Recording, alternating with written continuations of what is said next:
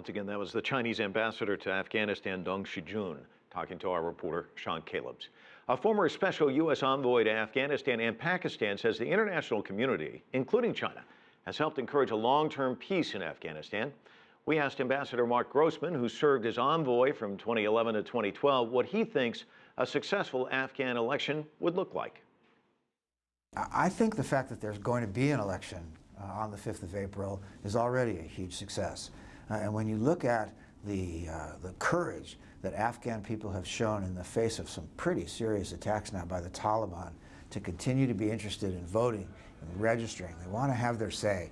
I saw in the press today that they registered 3.8 million new voters.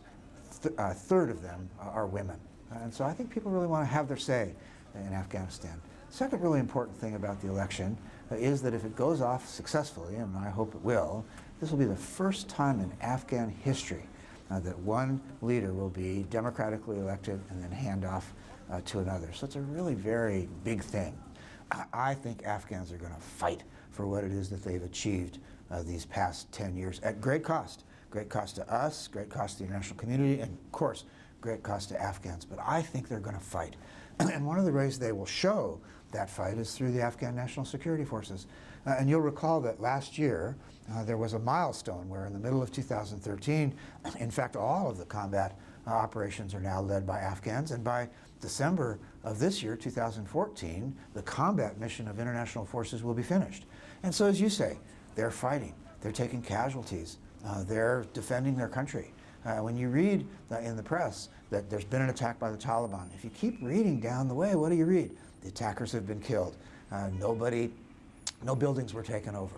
So Afghans are losing their lives every day to defend what they've achieved. With Saturday's election looming, the Taliban has stepped up attacks and assassinations, pushing the country to levels of violence not seen since 2009. The Afghan government is increasing security efforts to ensure the country's 12 million registered voters can go to the polls safely. Our correspondent Sean Calebs brings us more from Kabul. It's a common sight in Afghanistan, but police patrols are even more prevalent in these tense times before the presidential election. We have launched patrols around the capital ahead of the upcoming election. We are here to make sure that the enemy cannot disrupt the election. But the Taliban has been able to strike in Kabul and around the country. Afghan government leaders are praising the response of their troops and say it is a time to show that they are in charge of the country. We are confident that these attacks cannot deter us and cannot cause any effect on the determination of the Afghan people going for election or coming out on election day to vote. The Afghan government points to rallies that are blossoming in various parts of the country, proof that many of the country's 12 million registered voters will go to the polls. Democracy, going to the election, going to the right path, is or has cost, and we have to accept this cost. They should not be afraid, and the Taliban cannot stop millions of voters going on that particular day.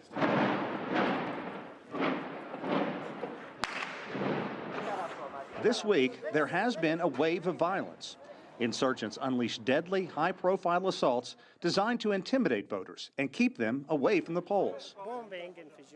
If security isn't the #1 concern leading up to the presidential election, it's certainly at the very top of the list. We're standing on a street that was hit by a bomb blast just a short while ago. Indeed, you can still hear some of the gunfire, some of the blasts going on, people scurrying around. The security situation has just made Kabul about as tense as it can be. This city is really a powder keg.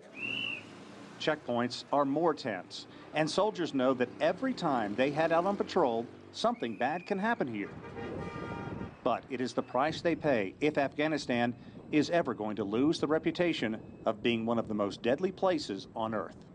Sean Calebs, CCTV, Kabul.